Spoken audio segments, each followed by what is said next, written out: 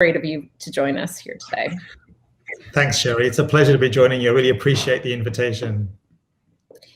So in addition to your role as Executive Director of EHMA, or EHMA, you have experience in the development of progressive health strategies on the international level as well. So what do you see as the greatest threat to global health from your unique vantage point? When we think about global impacts, we really want to focus on cooperation and innovation transfer, because that's really what makes us global. We want to make sure that we're talking to the right people about the right issues at the right time. And so when we think globally, we need to be cooperating and engaging. We need to be able to transfer innovations as well, because if we're wanting to learn from each other, we all work in really different localities. We have different communities, we've got different geographies and different budgets.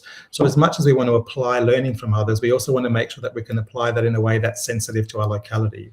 So, it's a famous phrase, but we want to think globally, but act locally. I think that's probably our most important opportunity that we want to focus on. Excellent. We have learned a lot from our experiences with the AIDS, HIV epidemic of the last decades.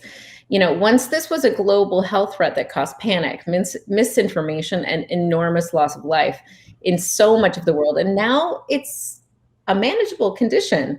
What major lessons do you think we've learned from this? And what does it say about perhaps the global health challenges that the African continent, is sort of left out and has not contained the disease, which is still inflicting 26 million there? Yeah, it's true. So we've learned a lot from HIV. We've come very far. We've learned everything from community engagement to better pharmaceutical products, to better policy making. It's taught us a lot, and we've learned from that. And certainly those lessons have been applied to other responses. Importantly, I think, though, we should recognize that HIV is still not fully contained, and it's not just within Africa. In fact, it's true of many other countries who've not well contained it at all. So what can we learn? I think we can firstly learn that infectious diseases don't respect borders, and therefore we have to, coming back to that first question, of always respecting each other globally, connecting to each other globally, and learning from each other. Learning that the way that we apply those lessons has to be tailored locally. That means our people, the human rights of our people, the patients that we deal with, we have to be well connected to them and really listening to what their needs are. That, for me, is the most fundamental. The other thing that I found quite interesting about how the HIV response progressed was once we got prevention onto the agenda, and that happened globally, you remember, with a lot of diseases, but then also cure is on the agenda as well now. So a couple of years ago, some of the researchers said, in fact, we can't rely on prevention alone. HIV is too big and too expensive to just be treating. We need to be curing it. And so looking at cure research, prevention research, and treatment of people who are currently living with it together at the same time means these three pillars can learn from each other. And I think we should always be thinking in that way. And I know that that idea of cure can be controversial. A lot of policymakers have said, let's just focus on prevention. But if we were to learn from HIV, that's what HIV is doing. Excellent. Certainly you mentioned connectivity. I think that's been a sort of a catchphrase for the last 18 months. Really, the COVID-19 pandemic caused a paradigm shift for a lot of people in healthcare, because practically overnight, healthcare providers, patients, they were forced to adapt to utilizing this new technology, new for many of them. So actually, surprisingly, most people liked it. Do you think that this sort of digitalization, for lack of a better word, is a trend that's here to stay long after the pandemic is gone, or will we want to resort back to our traditional, person-to-person style of medicine? What do you think? So our focus in digital has been primarily across Europe. And when I think about all of our different members who work across Europe, they've all got similar but slightly different experiences. So if I think of some countries where they have many islands or many rural areas, they've been using digital for a long time. And some other cities that are smaller, more condensed, have had less need for digital and have felt more challenged by implementing it. But interestingly, a couple of years before COVID, we'd already started a project funded by the European Commission called DISH. And so DISH was really looking at digital skills and building the digital skills of the workforce. And now we're doing another project called iRaise, which is about really the practical implementation. And as well as that, we've been running networks on digital skills with healthcare workers. So this has been a big issue. This is all before COVID. So now that COVID came along and digital skills were forced to be enhanced, people will clearly keep working on this because it's been around for a long time. How will it shape into the future is to be seen, because I think the important role of health managers is to always be really cognizant about their patients, their community, their constituency and what they need. And their needs might evolve differently over time. Of course, face-to-face will come back probably more enhanced because we know that there's a backlog of people who need to be physically seen. And there's a lot of other people who, for them, technology is just not accessible. But the principles of digital, the movement of digital, I think will continue to be enhanced and used, I think, a lot more effectively. Great. So with this digitalization comes the privacy issue. You're speaking on behalf of Europeans who are working in the hospital system. What do you want to say to patients? How concerned should they be about their health data being online? And how can we solve these issues that they may have with technology? Is there, I've heard blockchain. Is there another digital solution you might look to? What do you think? So digital, like protecting people's rights when it comes to their digital information is fundamentally important. And what we can see, better laws coming in to understand that, because in a way, we're still learning about this as we enhance it. What I would say to patients is to not be afraid to ask questions about how your data is being held and how your data is being used. A lot of health systems have been very good at producing information around how they manage people's digital information. And I think it's also worth remembering we've got huge opportunities as well as challenges. Like the opportunities are the more digital information that we have means better treatment for people. If healthcare providers can access their records, then they can provide better quality care, including better prescriptions that respect the full complexity of what that person might be dealing with.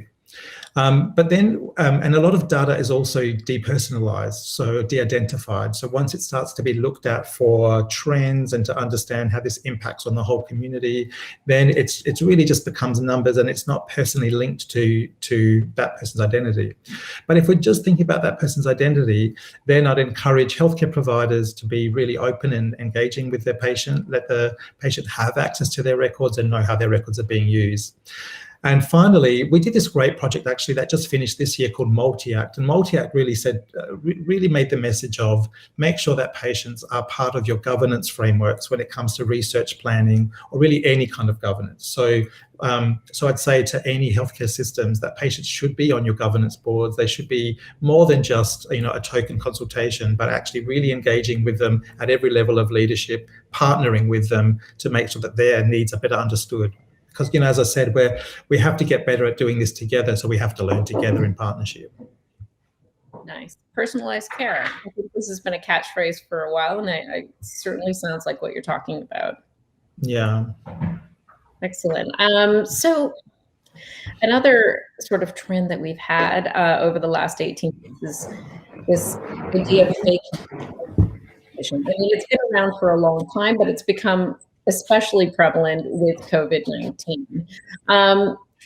So there was a danger with this because it influenced people to perhaps ingest unsafe remedies, to avoid vaccinations.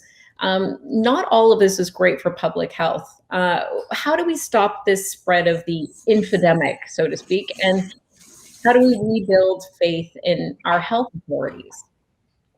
So there's several streams to this that come to my mind. One of them is we've got to increase everybody's health literacy. So obviously focusing on patients and making sure that they have the literacy. So that when I say health literacy, I talk about them having the knowledge, the skills, and the ability to access information, use that information, apply that information. We want to make sure that healthcare providers are respectful of the health literacy needs of patients. So giving them information, engaging with them in ways that respects their learning pathway. And there's lots of key stakeholders in this. It's not just the healthcare provider and the patient, but it's also carers, peer support, NGOs, all of the charities that do really great work to support people. These ones can be more involved in building health literacy. I keep going to digital because obviously that's a big theme for us at the moment. And digital literacy is part of the health literacy of people. So one thing is that let's make sure we do our best work when the patient's there with us. We also then want to think about the importance of the great evidence base that researchers and healthcare providers are creating daily, and that we use an evidence-based approach, and that hopefully decision makers and public figures can really prioritize and platform the evidence base that has been provided by researchers. And if we just stay with that and we ask public figures to reject anecdotes and just stick to the facts, and remember that when you speak to the public, they need to know evidence-based facts, and that's not the place for anecdotes. So that's probably where I'd start with that. There's a group of people who might always have conversations where they're spreading misinformation, and sometimes that's part of just people making jokes and being silly and wanting attention. And that's always going to happen. And I would say, just ignore that. Decision makers should ignore that. Practitioners should ignore that. And let's focus on what's in front of us and do the best work with the people we have connection to. That's our most vulnerable people and the patients that really need us. It's always going to be difficult then, though, because sometimes that misinformation, as you said, Sherry, becomes quite loud, and patients become lost and vulnerable. And if they can't access their healthcare provider because of queues or waits, they're more vulnerable to that. And I think what we saw really well happening is through like WHO providing really good platform of information, and other sort of national, local, and even international providers very quickly giving official portals of true information. I think those sorts of initiatives have been incredibly helpful, and we should keep doing that. Excellent. I'm just going to throw you a left ball here. So what role do you feel like industry partners, all of these pharmaceutical companies who rushed to get the vaccines out, these are companies we work with every day. What role do equipment worker makers and IT have? What role do they play in this sort of future that you envision? So I think they're interlinked. Like, these private-public partnerships have been a cornerstone of how we deal with health. They will always be part of the ecosystem, and we need to keep working well together. I think COVID's really changed the direction of how these relationships are managed, and it's made us all have to work a lot more closely together. One of the key things we've learned from a project we're running at the moment called EcoQuick Plus is about innovation procurement. And one of its key messages is around procurers having staying true to their authority to be able to ask for new innovations. So that's not just as a practical level when it comes to technologies or products that you need for your healthcare system, but also for bigger innovations. We need to get better at asking for what we want. We don't need to just look to industry and see what they might come up with. And in fact, I think what you could say, if you reflect back onto COVID and the development of vaccinations, is that's what happened. The world got better at being very clear about the products that we were asking for, and we got those products. So let's keep doing that, and let's keep working on that momentum that we've set from COVID of working more closely together, and healthcare systems being more specific about solutions that we're looking for. Excellent. Well, that really leads into to our last question. So for many of your members, and certainly our audience at HealthManagement.org, they're really concerned with, the increasing costs of healthcare. With COVID, I mean, really, the highlight has been on healthcare because it was expensive. So how in the future can we ensure that equitable, cost-effective, quality care can be provided for all? Do you think technology might play a role here? What is this value-based healthcare, and can we do it? Yeah, okay, those are some big questions, Sherry, and this is for me. This is another left ball. You need to answer them all, George. I'm just kidding. I will.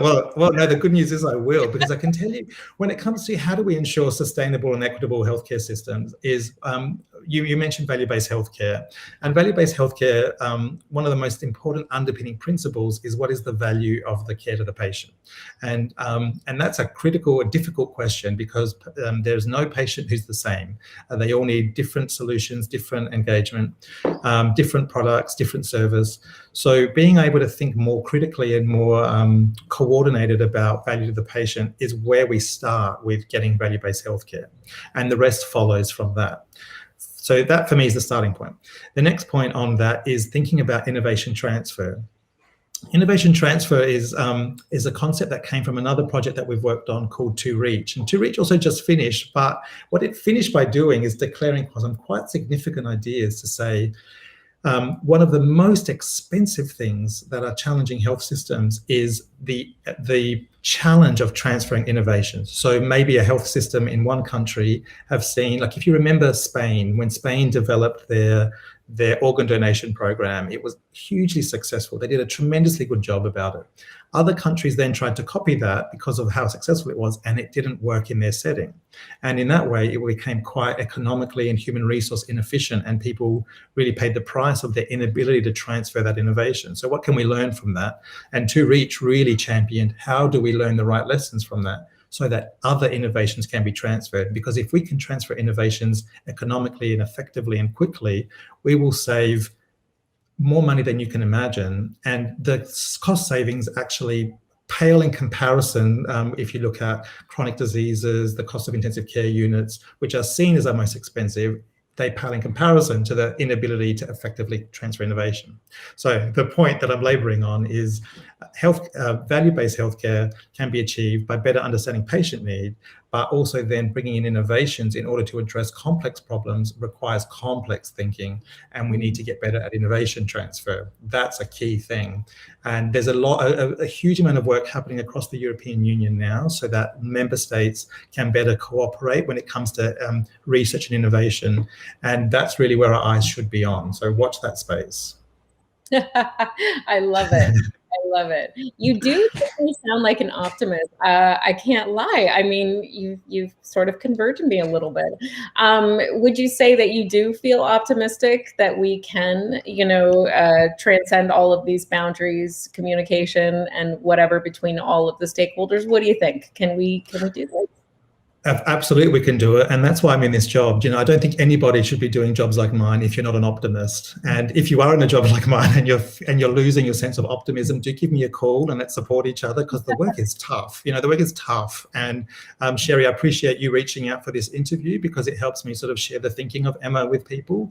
And we find, like, coming to our conference every year. In fact, our next conference is in September this year, and people come there to debate ideas, and they don't come saying I'm full of optimism. They come saying I'm full of questions, I'm full of uncertainties, but I need to find solutions. So that's the optimism. And then we work together in order to implement those solutions, to grow and nurture those solutions. So if you're lacking optimism, come to the EHMA conference and get some optimism. And what you'll find from me is always optimism, because I'm excited about this. I've seen such great work happening, a lot of it that I've referred to today, and there's so much more.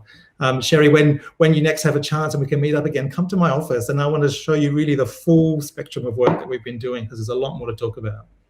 I love it. And I look forward to seeing you at the conference that you are having later on this year. So that's great. Thank you very, very much for joining us, George Valiotis. You are the Executive Director of the European Health Management Association. Thank you so much. Many thanks to you as well. Goodbye.